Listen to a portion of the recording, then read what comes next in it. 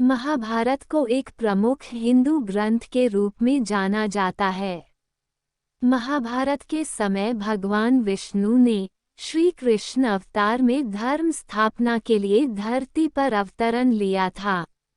महाभारत भारत के सबसे लोकप्रिय और चर्चित ग्रंथों में से एक है। श्री कृष्ण, कर्ण, भीष्म पितामह, गुरु द्रोण, दुर्योधन, गांधारी, अर्जुन समेत महाभारत के मुख्य पात्र है। लेकिन क्या आप जानते हैं, महाभारत में ऐसे बहुत से किरदार हैं जिनके बारे में बहुत ही कम लोग जानते हैं। यहाँ हम उसी से जुड़ी एक कहानी बताने जा रहे हैं। क्यों दुर्योधन की पत्नी ने किया पांडवों से विवाह, जानिए इसके पीछे का रहस्य। महाभारत के दुर्व्यवहारियों में सबसे पहला नाम मामा शकुनी और दुर्योधन का आता है। लेकिन क्या आप जानते हैं दुर्योधन की एक पत्नी भी थी जिसका नाम भानुमति था। ये वही भानुमति है जिनके नाम पर एक अत्यधिक लोकप्रिय कहावत है, कहीं की ईंच कहीं का रोड़ा, भानुमति ने कुंबा जोड़ा। ये कहावत तो हम सभी ने सुनी है, लेकिन इससे पीछे का महत्व आज हम आपको इस कहानी के माध्यम से बताने जा रहे हैं। तो इस कहानी को अंत तक अवश्य पढ़िएगा।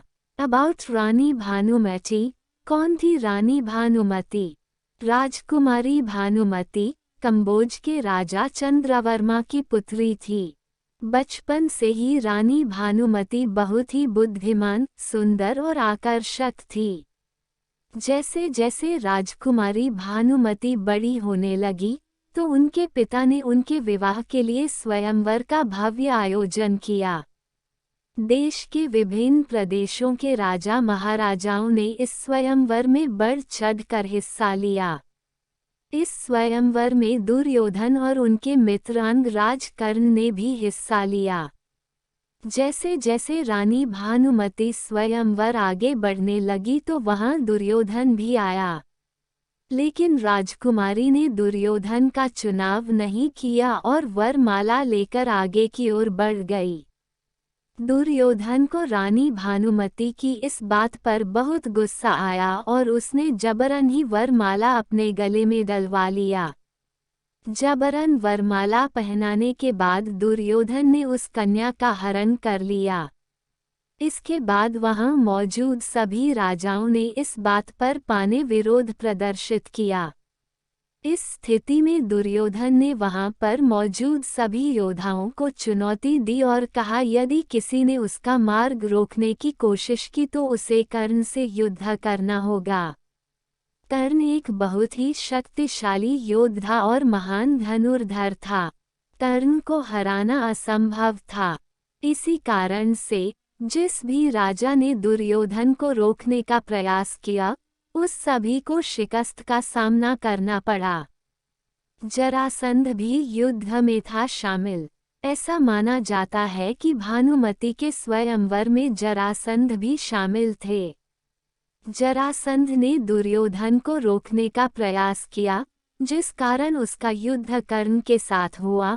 माना जाता है कि कर्ण और जरासंध में ये युद्ध पूरे 21 दिनों तक चला, जिसके बाद इस युद्ध में कर्ण विजयी रहा और जरासंध ने खुश होकर कर्ण को मालिनी प्रदेश का राज्य दे दिया। ये पहली बार था जब जरासंध को हार का सामना करना पड़ा था। शादी के बाद आए हस्तिनापुर।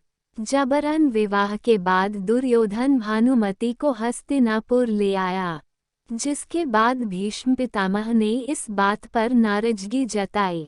जिसके बाद दुर्योधन ने पलट के जवाब दिया कि उन्होंने भी अपने सौतेले भाइयों के लिए अंबिका और अंबालिका का हरण करके लाए थे। तब भानुमति ने भी इस विवाह पर अपनी स्वीकृति दी और दुर्योधन से विवाह कर लिया। भानुमति की थी 2 संतानें। विवाह के बाद भानुमति ने 2 जुड़वा बच्चों को जन्म दिया। इन संतानों में से एक पुत्र था और दूसरी पुत्री थी।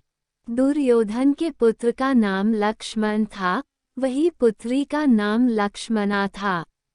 ऐसा माना जाता है कि महाभारत के युद्ध के समय पुत्र लक्ष्मण को अभिमन्यु ने मार दिया था। इसके अलावा उनकी पुत्री लक्ष्मणा का विवाह भगवान श्री कृष्ण के पुत्र सांब से हुआ था। दुर्योधन की मृत्यु के बाद भानुमति का क्या हुआ? महाभारत की कथा के अनुसार युद्ध के दौरान में भानुमति के पति दुर्योधन और बेटे लक्ष्मण का वध हो गया था। माना जाता है कि जब युद्ध खत्म हो गया तब पांडवों ने इस बारे में विचार विमर्श किया और यह सोचा कि अपने वंश को आगे बढ़ाने भानुमति से विवाह किया जाए। उस समय अर्जुन से भानुमति का विवाह संपन्न हुआ और अर्जुन ने भी इस विवाह को स्वीकार कर लिया, जिसके बाद वह भी पांडवों के परिवार का एक हिस्सा बनी। ऐसी बहुत सी किंवदंतियां बताई जाती है, जिस कारण से ऐसी मान्यता बनी कि भानुमति ने एक नहीं 2 विवाह किए।